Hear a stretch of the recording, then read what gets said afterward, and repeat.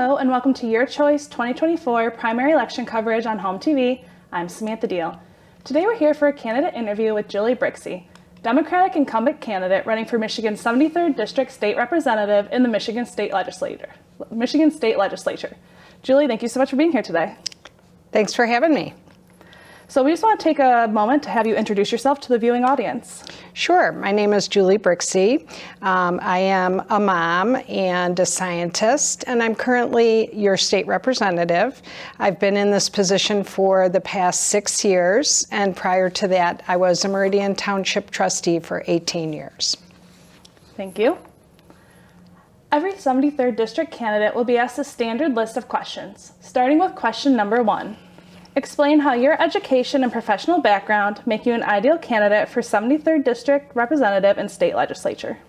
Well, first of all, the experience that I've had over the past 6 years in the position really give me a great leg up. In addition to that, I served 18 years right here in Meridian Township on the Meridian Township Board. 8 of those years I was a trustee, and for 10 years I was the Meridian Township Treasurer. I got elected at the beginning of the Great Recession and helped steer our community through those really, really tough times as treasurer. And that's given me a really great foundation to work here in Michigan at the state level with the state budgets, especially having gone through another very serious thing for our state and our country, the global pandemic. In addition to that, I'm trained as a scientist. I have a master's degree in crop and soil sciences and environmental toxicology. And the early part of my career, I spent traveling all over Michigan, conducting investigations and cleanups at contaminated sites and doing testing of materials, soil and water, in a mobile laboratory. And I've found so far in my first 6 years that these experiences and qualifications have been very helpful to me working in the legislature. Please tell us about the communities and the people of the 73rd District and how you plan to meet their needs and unite your constituents. So the 73rd District is one of the more interesting and unique districts in the state. It changed a lot from when I first got elected. I was in the 69th District. And the new district goes from Weberville all the way down to Stockbridge, Stockbridge to Onondaga, and all the way back to Okemos and East Lansing. So I have a large portion of Ingham County that is within my district with a lot of different kinds of people, as you could imagine. You know, with the university's influence here, we have professors, we have their families, we have farmers who've been living here perhaps for generations. We have a huge number of university students living in our community, as well as people who work at the hospital, in the insurance industry, and a variety of other jobs. So one of the things that's unique about this is that we have a big section of both rural Michigan and urban Michigan within my district, all heavily influenced by the university. And it's been very unique. It's been a very unique experience for me. As a Democrat, we don't often see Democrats who have agricultural backgrounds, but with my degree in crop and soil sciences and my own kind of family personal history. My husband was a dairy farmer. That aspect of the rural parts of the district is something that I've really enjoyed serving over the last year and a half. The next several questions will cover prominent issues in Michigan. In 2022, Proposal 2 was passed by Michigan voters. This proposal brought numerous changes to elections in Michigan and the ways people can vote. Now that these changes have been put into practice, can you tell me your thoughts about these changes? Sure. I was really excited that Proposal 2 passed, and it brought with it so many different changes to our state. it's easier to vote than ever. We have people busy working families, you have seniors, you have military personnel and their families. We've passed a series of laws connected to Prop 2 that really have a profound impact in making it more convenient and easy for people to vote.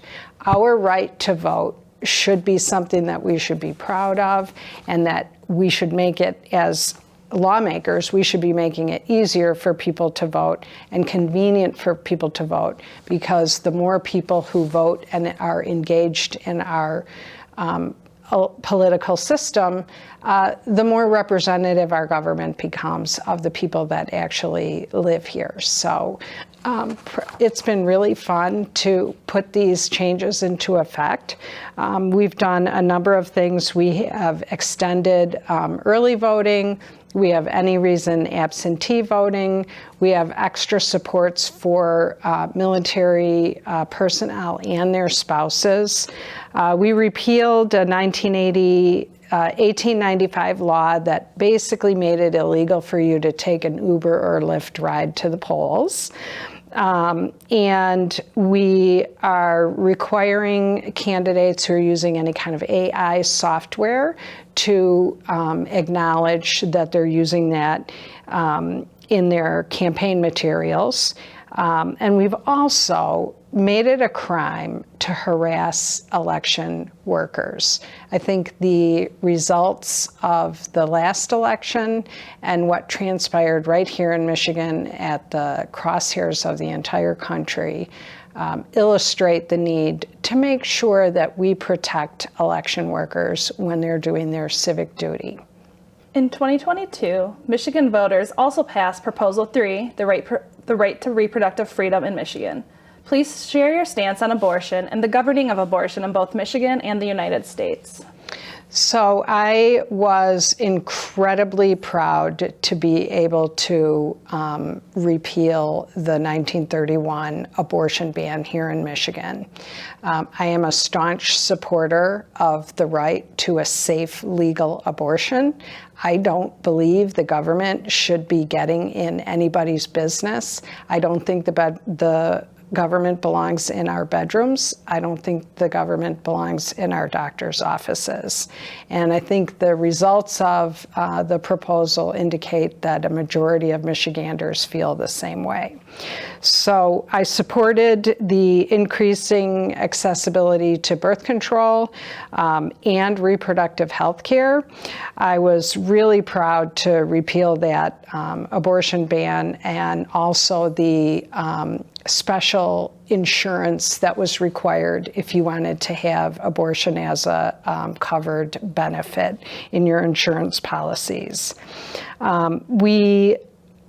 We also passed the Reproductive Health Act, which makes it easier to have access to an abortion, and eliminated a lot of what we call zombie laws that were on the books.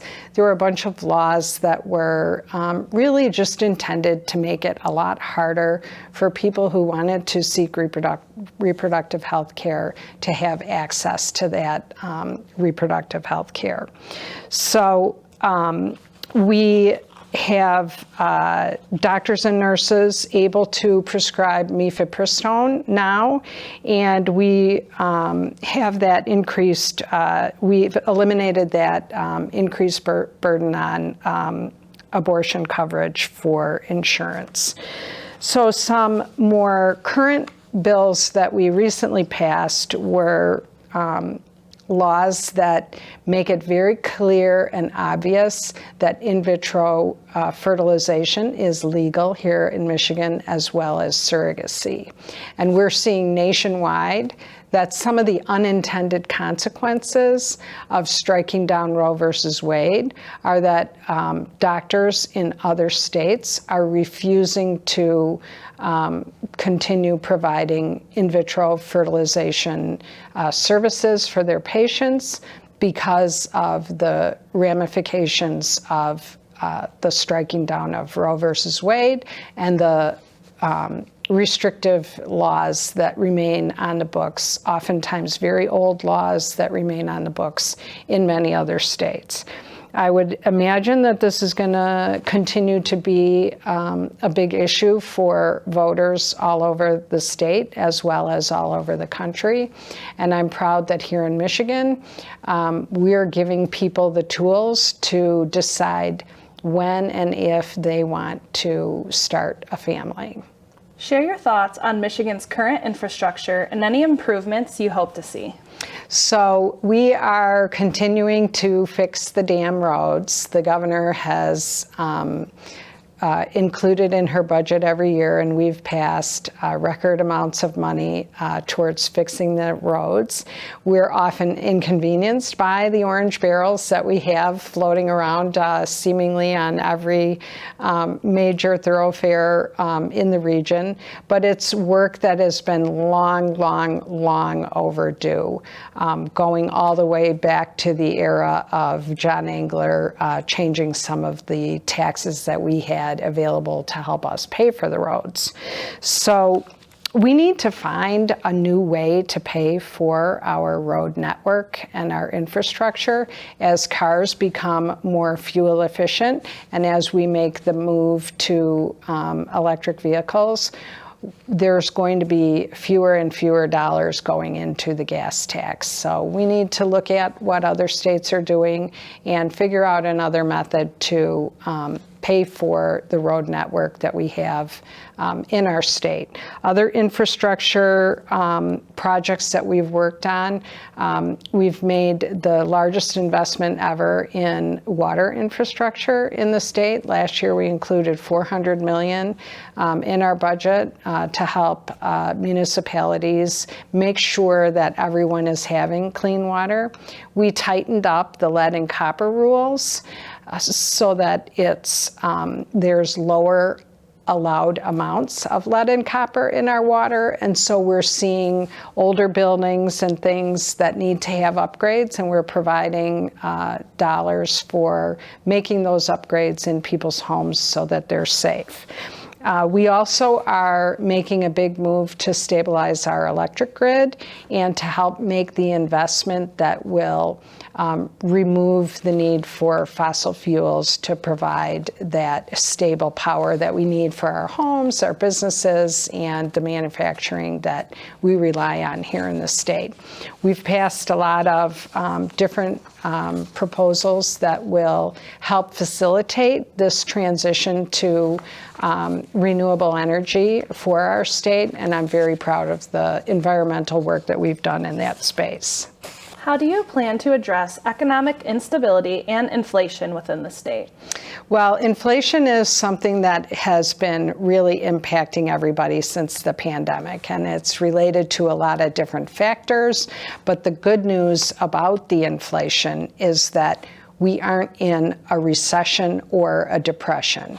Having been an elected official during the Great Recession, I was tremendously relieved to see the very bold steps that our President Biden took to prevent us from going into another deep recession after the pandemic. Unfortunately, inflation is part of the soft landing that we've had. Now, on the one hand, the pandemic created an incredible demand for workers that resulted in wages rising. So most people are making more money than they were 4 years ago. On the other hand, goods and materials and food cost more than they did before. So that makes it tighter for families to get by. We've done a lot to assist with people, especially people who need the help the most. So one of the most significant things we've done is in our school aid budget, we're providing free breakfast and lunch for all children in the state of Michigan in public schools. It's something that impacts all families with kids and is putting more money in their pockets. They're not having to pay for those breakfasts and lunches anymore. We also quintupled the earned income child credit. Quintupled 5 times. We increased it 5 times. These are for working families that are poor working families who really need additional resources. And we also repealed the Snyder implemented retirement tax. So with those moves, we're really helping people who are at the margins and who need the most assistance to deal with inflation.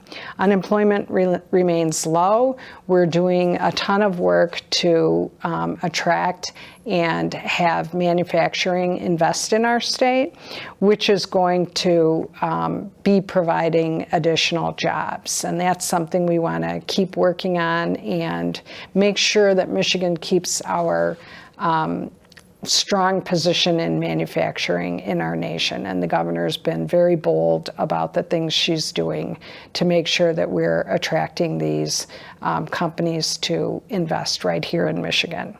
Please address the preservation of Michigan's natural resources.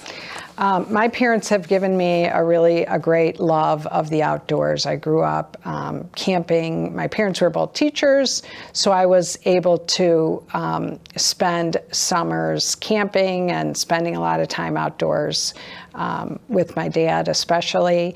And my dad always had the philosophy when we would go camping and we would leave that we needed to clean up the campsite. And as kids, sometimes we would grumble and moan and complain and say, well, that garbage, we didn't have any beer and those are beer caps, Dad. And my dad said, you got to leave it cleaner than you found it. And that way the next person has a nicer environment to come in. And that's really the way that I was raised. And that's my attitude about our natural resources in the state. We've got a really long legacy of manufacturing here in Michigan, but we also have an incredible legacy of wonderful, wonderful, extensive natural resources with the Great Lakes, the forests, the rivers, the streams, the dunes. And when those two things kind of merge, we have conflict points. So we want to make sure that we clean up all the messes that we've inadvertently created and make our environment better than it is today and better than it was before. Most people don't realize that our water quality has dramatically improved over the last 30 years or so, and that our air quality is improving as well. I think when we talk about the need to clean up the environment, people think that it's really dirty and it's terrible, when in reality we are improving. And as science advances, we're taking advantage of those advancements and helping keep our state pure, beautiful Michigan. And that's something that we need to keep investing in. As the chair of the Natural Resources Budget on the Appropriations Committee, I work very closely with the Department of Natural Resources, and we're investing millions of dollars in keeping invasive species out of the Great Lakes, as well as plant species out of our parks and natural areas. As chair of the Ag Committee on Appropriations, we're investing millions of dollars in regenerative agriculture practices, which will help us improve the environment and work really hard to negate the impacts of climate change that are negatively impacting both our natural resources and our agricultural resources. So those are two areas that I'm very focused on in my role as chair of those two budgets. Thank you. We have about 10 minutes remaining and 3 more questions. Can you please share your thoughts on and any plans for school safety throughout the state? Sure. So, I'm a parent. I'm a mom of 3 kids. I'm also a grandma. I have an almost 2-year-old granddaughter. And when I ran for state representative the first time in 2018, so many parents talked at the doors about the need for us to do something about gun safety in our schools. Parents, grandparents, people from Republican families and Democratic families alike were very, very concerned about the role guns have in our lives and the impacts that these weapons have on our school children, who we should be protecting, more than anyone else. And I decided that I wanted to make an impact on gun safety improvements in our state. So after I won my election, I introduced a bill on extreme risk protection orders. Sometimes they're known as red flag laws. And it was part of a package with universal background checks and other measures to make it safer for people who are having some kind of a mental crisis and in a time of great need. What we see is that most school shooters are children themselves, and most school shooters get their weapon from their home, their parents' home. So this really raises a lot of questions in terms of what is the legislature doing? So then the Oxford shooting tragedy occurred, and I thought, okay, for sure now we're going to have bipartisan work, Republicans and Democrats working together to do something, finally do something, since this gun tragedy hit our state. And I was shocked and disappointed and sad that we did nothing, because the Republicans were in control at that time, and they refused to act. The representative whose district it was wouldn't meet with the families of the Oxford victims and talk about the need for universal background checks and red flag laws.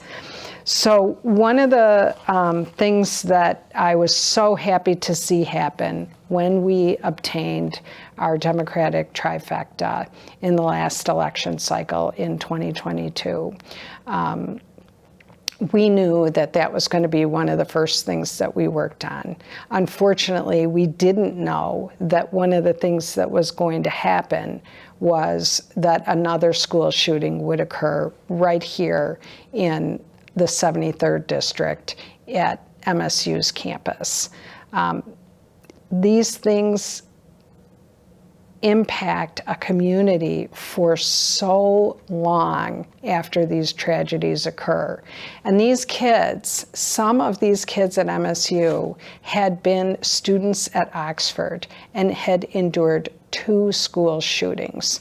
So we knew right then and there that we needed to act, and we reintroduced those bills that had never been given a hearing before, and we passed them. So we implemented extreme risk protection orders, and those bills, those laws allow you to petition to the court very similarly to the way that a personal protection order works, where you provide evidence that someone is of harm to them, about to harm themselves or others, and you petition a court to remove the weapons from their homes. Most gun deaths in this country are people taking their own lives, sadly. So the extreme risk protection orders have a profound impact on reduction of suicide by gun. And that's something that's been well documented in other states that have adopted those laws. So I'm proud to say that on the 1-year anniversary of the MSU shooting, we did have those laws signed into effect by the governor.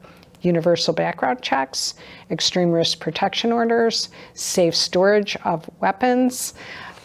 These are the types, and we closed the gun show loophole. You have to have a universal background check, even if you're buying a gun from a gun show.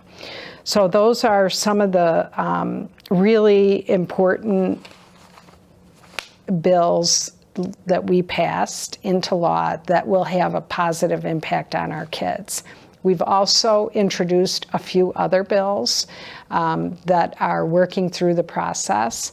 I worked with my colleague Sharon McDonnell, and we introduced a bill that's passed out of committee and waiting for a vote on the House floor that would require every year that schools notify parents about our safe storage laws. Because if you think about it, where are kids? You know, they all go to school. And you have people moving into the state, you have blended families, and so you may have a situation where someone is a gun owner and they're unaware of the safe storage laws, that guns have to be locked away at all times when they're not being used. And so these are just a few of the things that we're doing to help with school safety right here in our state. And I've been working very closely with MSU students as we develop these bill packages. Recently, Michigan's automotive companies have experienced challenges related to consumer interest in electric vehicles and labor group interest in wage increases. How do you think the state of Michigan should be involved in supporting these companies? Well, the governor has been very bold in her actions and support of electrification of the automotive industry. If we want to maintain our position as a strong manufacturer of automobiles, we have to be proactive about working in this space, and the governor has been. She's been working with companies all over the country to attract manufacturing for batteries. They've isolated kind of the pinch points that we saw during the pandemic where there weren't enough chips for the automotive industry, so we're working on chips now. We have plants in Saginaw that are going to be producing chips. We're attracting and investing in infrastructure necessary to bring these big manufacturing sites into Michigan. We've got a number of different sites that are ready and approved, and we're serious about making sure that Michigan stays on top of this big automotive change that the whole industry is going through, so that we remain an active player in car manufacturing for the future and for decades to come.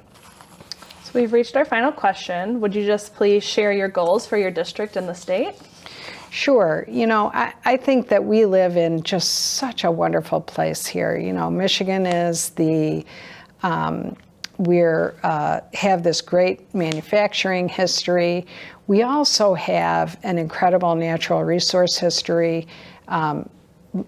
We have more coastline than any other state besides Alaska, and our agricultural diversity is second only to California in our nation. So when you think about Michigan, we have all these different things that are tied together in really the fabric of our state. You have cherries in Traverse City. We have over 300 specialty crops here.